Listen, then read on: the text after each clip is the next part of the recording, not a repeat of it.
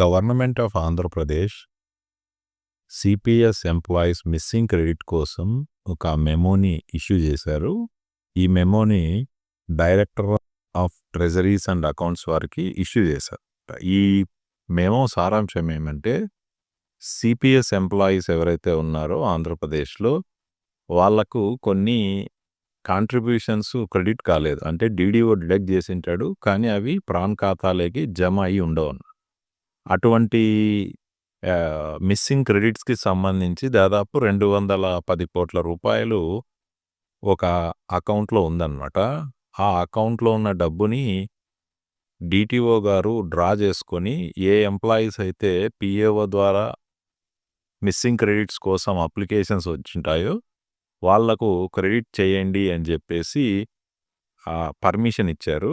ఇక్కడ ఈ మెమోలో మీరు క్లియర్గా చూడొచ్చు. ఇక్కడ 4 పాయింట్స్ ఇచ్చారు, 5 పాయింట్స్ ఇచ్చారు. ఆ 5 పాయింట్సే దీని క్రక్స్ ఆఫ్ ద మెమో అన్నమాట. ఈ మెమో 28/8/2025 వచ్చింది.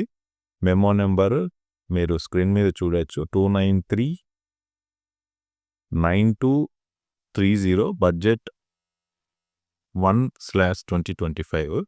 సో మీరు ఎవరన్నా మిస్సింగ్ క్రెడిట్స్ ఉన్నట్లయితే అవి వెంటనే మీ పిఏఓ ఆర్ ట్రెజరీ ద్వారా డిటిఏ గారికి పంపించుకునే ప్రయత్నం చేయండి. Director of treasuries and accounts. ఎంత తొందరగా వీలైతే అంత తొందరగా. మీకు ఆ 210 కోట్ల టు బి ప్రిసైజ్ ఈ అమౌంట్ ఎంత అనేది 210 కోట్ల 3 లక్షల రూపాయలు.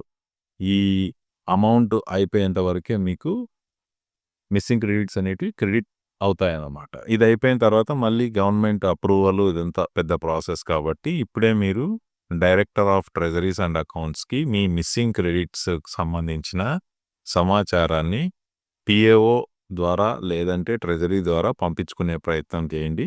అవి మీకు క్రెడిట్ అవుతాయి. ఈ మెమోని మీకు డిస్క్రిప్షన్లో లింక్లో పెడతాను, డౌన్లోడ్ చేసుకునే విధంగా మీరు పూర్తిగా చదువుకోవచ్చు అన్నమాట. Thank you.